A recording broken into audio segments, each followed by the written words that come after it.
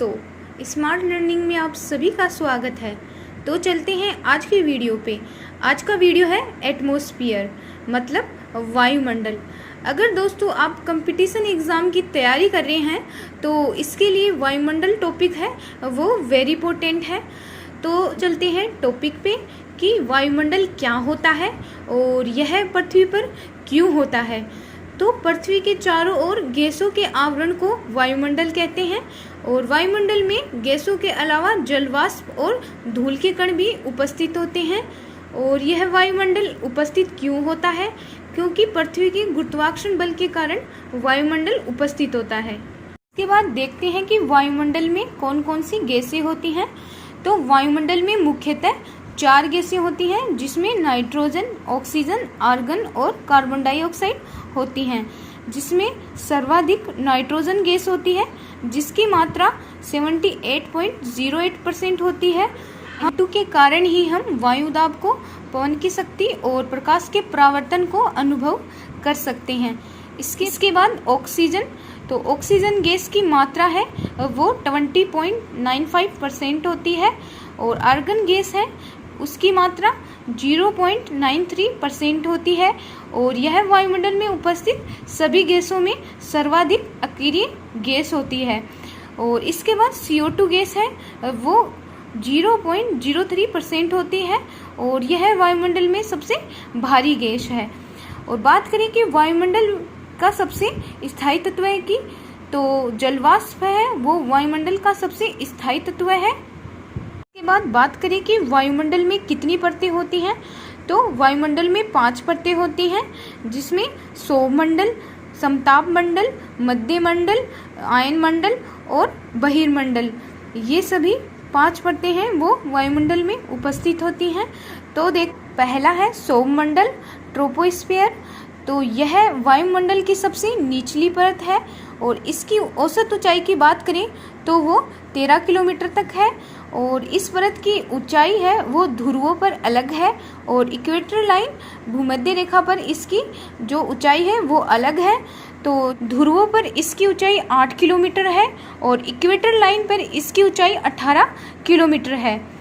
और इस परत में जो तापमान है वो डिक्रीज होता है और प्रति 165 मीटर पर 1 डिग्री सेंटीग्रेड टेम्परेचर घटेगा। अगर बात करें कि 1 किलोमीटर में कितना सेंटीग्रेड टेम्परेचर घटेगा, तो लगभग 6.5 डिग्री टेम्परेचर घटेगा।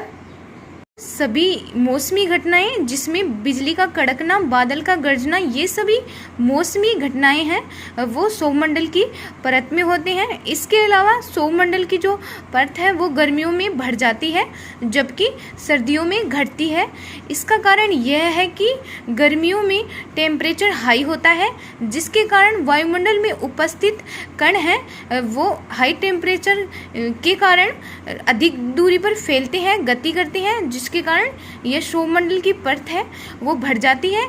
जबकि सर्दियों में टेम्परेचर लो होता है, जिसके कारण यह घटती है। इसके अलावा बात करें कि मौसम परिवर्तन छत क्या होती है, क्योंकि कंपटीशन एग्जाम में यह क्वेश्चन भी बहुत बार पूछा गया है। तो सौरमंडल व समताप मंडल के मध्य 1.5 किलोमीटर की एक सीमा होती है, जिसे सौर सीमा या मौसम परिवर्तन की छत कहते हैं। नेक्स्ट है समताप मंडल, स्ट्रेटोस्फीयर। इसकी ऊंचाई 15 से 50 किलोमीटर तक होती है और 15 से 35 किलोमीटर तक ओजोन परत पाई जाती है। ओजोन परत क्या होती है? ओजोन परत हमें सूर्य से आने वाली UV यानी अल्ट्रावायलेट किरणों से हमें बचाती है। बात करें कि ओजोन परत को कौन कौन सी गैसें हैं वो क्षति पहुंचाती हैं, तो उसमें CH4, SO2 और CFC, ये सभी गैसें हैं वो ओजोन परत को हार्म करती हैं। और इस परत में जो टेम्परेचर है वो कांस्टेंट रहता है, स्थिर रहता है और इसी परत में सभी वायुयान उड़ते हैं, क्योंकि यह परत मौसमी घटनाओं से मुक्त होती है, जिसके कारण वायु चालकों के लिए यह उत्तम परत होती है। इसके बाद नेक्स्ट है मेसोस्फीयर। इसकी ऊंचाई 50 से 80 किलोमीटर तक होती है और इस परत में तापमान है वो डिक्रीज होता है और तापमान है वो डिक्रीज होता हुआ -80 डिग्री सेंटीग्रेड तक चला जाता है और इस न्यूनतम ताप को मेसोपास कहते हैं।